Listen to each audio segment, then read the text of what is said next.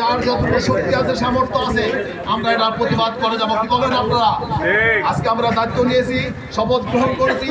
আমাদের এটাও শপথ যে সমাজের মধ্যে থেকে অন্যায়, জুলুম এবং অসহযোগ যেগুলি আছে এগুলি সব এই পরিত্রাণ করবো আমরা ইনশাআল্লাহ। সমাজ থেকে, সমাজকে একটি ক্লোশ মুক্ত এবং সুন্দর চারিত্রিক সমাজ এই দেশে উপহার দিতে চাই ইসলামী আন্দোলন বাংলাদেশ। আমি আপনাদের প্রতি উদাত্ত আহ্বান জানাবো যে কেরানীগঞ্জের,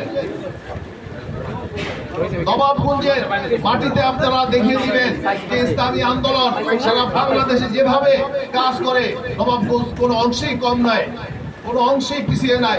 আজকে যারা নতুন দায়িত্ব পেয়েছেন, বিশেষ করে নবাবগঞ্জ পশ্চিমের সম্মানিত সভাপতি, সেক্রেটারি এবং এই নবাবগঞ্জ পূর্ব সভাপতি আমাদের কবির সাহেব এবং প্রধান সাহেব সহ যারাই নতুন দায়িত্ব পেয়েছেন, আমি মনে করি আপনারা মন খুলে কাজ করবেন। আপনাদের সুবিধা অসুবিধা যা আছে আপনারা সরাসরি ঢাকা জেলার সঙ্গে যোগাযোগ রাখবেন এবং কোনো দুর্নীতিবাজ, কোনো জুলুমবাজ, এই সমস্ত ইজারাদার, যে সমস্ত ট্যাক্সি স্ট্যান্ড, বাস স্ট্যান্ড থেকে ইজারা তুলে অন্যায়ভাবে মানুষকে জুলুম করে, এগুলো আপনারা প্রতিরোধ করবেন। এই প্রতিরোধ করার জন্য আপনারা যে যতটুকু সামর্থ্য আছে সেভাবেই করবেন। কিন্তু মূল কথা হলো অন্যায় হতে দেব না, এই দেশের মধ্যে জুলুম হতে দেব না, নিপীড়িত নির্যাতিত মানুষের পাশে দাঁড়াবেন। এটাই আমাদের ইসলামের শিক্ষা এবং রমজানের শিক্ষা। আমরা রমজান থেকে যে শিক্ষা গ্রহণ করব, আত্মশুদ্ধির যেই মাস আমরা পেয়েছি, এই মাসকে আমরা রন্ধে রন্ধে কাজে লাগাবো ইনশাল্লাহ। এর থেকে অনুপ্রেরণা নেব এবং আমাদের আত্মশুদ্ধির মাধ্যমেই আমরা এই রমজানের পুরোপুরি ফজিলত, বরকত এবং নাজাত কামনা করি মহান আল্লাহর দরবারে।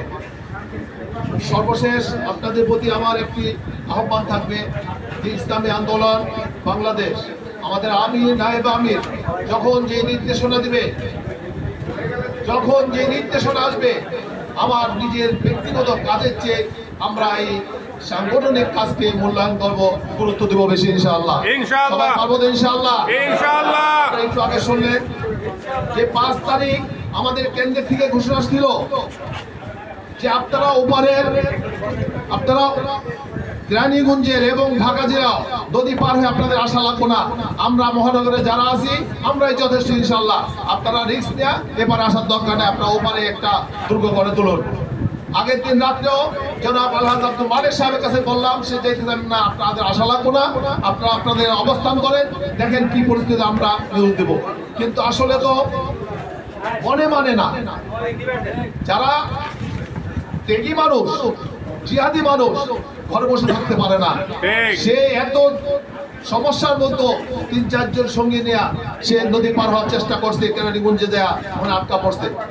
তো এরকম অনেকেই 4-5 ভাই তারা অ্যারেস্ট করছে, ওই গুন্ডা বাহিনী, আওয়ামী ফ্যাসিস্টদের গুন্ডা বাহিনী, যা তাদেরকে আমরা তারা আনছি।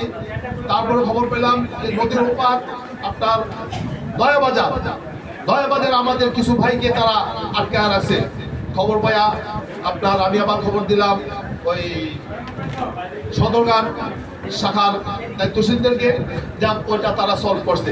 তো দেখেন যেভাবে তারা অ্যাটাক করছে সাধারণ পাবলিককে, ছাত্রদেরকে যেভাবে গুলি করছে, তারপর তো দাবায় রাখতে পারে নাই। কাজেই যখন ফুসে ওঠে, মানুষ যখন সংগ্রামী হয়ে যায়, আত্মনিবেদিত হয়ে যায়, তখন কেউ তাদেরকে দাবায় রাখতে পারে না। সেই ফসল আমরা পেয়েছি, এই ফসলকে কাজে লাগাতে হবে। আর এই অঘোষিতভাবে যারা এখন চাঁদাবাজি শুরু করছে তাদেরকে প্রতিরোধ করতে হবে। এই দেশে যাতে এই সরকার সুষ্ঠুভাবে কাজ করতে পারে, সুষ্ঠুভাবে একটি নির্বাচন দিতে পারে, এটাই আমরা চাই। বিগত 16 বছর আমরা ভোটের অধিকার থেকে বঞ্চিত ছিলাম, আমাদের বিভিন্ন অধিকার থেকে আমরা বঞ্চিত ছিলাম। কাজেই এখন আর বঞ্চিত থাকতে চাই না, আমরা সঠিক মূল্যায়িত হতে চাই। আমাদের মূল্যায়ন যেন দেশে হয়, আমাদের ভোটের অধিকার, ভাতের অধিকার, চিকিৎসার অধিকার, বাসস্থানের অধিকার, সব অধিকার আমরা ফিরে পেতে চাই।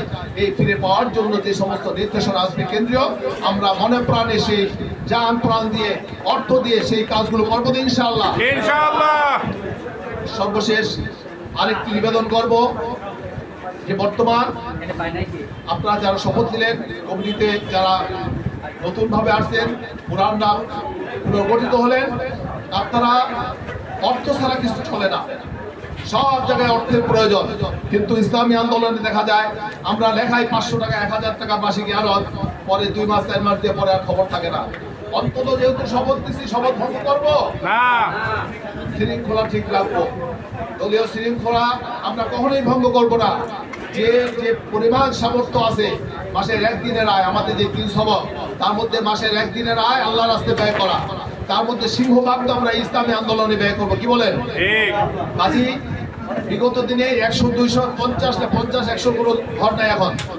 মিনিমাম 200 টাকা সর্বনিম্ন। যে একজন রিক্সা চালক, যে একটু ভ্যান চালক, সেও 200 টাকা চাঁদা দিতে পারে, আনন্দ দিতে পারে। কারণ 4 টেবিলে বসলে 200-500 টাকা খরচ হয়ে যায়, তখন আমাদের গায়ে লাগে না। আর এই ইসলামের জন্য দিতে গেলে আমাদের সমস্যা দেখায়। তো যাই হোক, আমি অনুরোধ রাখবো যে মিনিমাম 500 করে গড়, আর যারা একটু ধনাত্ম আছেন তারা 1000, 1500, 2000 দিবেন মাসিক ইয়ানত। এভাবে ইয়ানতকে দিয়া আপনার শাখাকে চাঙ্গা রাখবেন। এবং এই যে একটি সুন্দর ইফতার মাহফিল উপহার দিলেন, এরকম প্রোগ্রাম আপনারা উভয় থানা মিল্লা, উভয় শাখা মিল্লা আরো এরকম যত প্রোগ্রাম আছে সামনে করবেন। অর্থের প্রয়োজন হবে, তাৎক্ষণিক তো ধরবেনই, কিন্তু মাসিক ইয়ানতটা আপনারা ঠিক মতো জানি রাখবেন। আর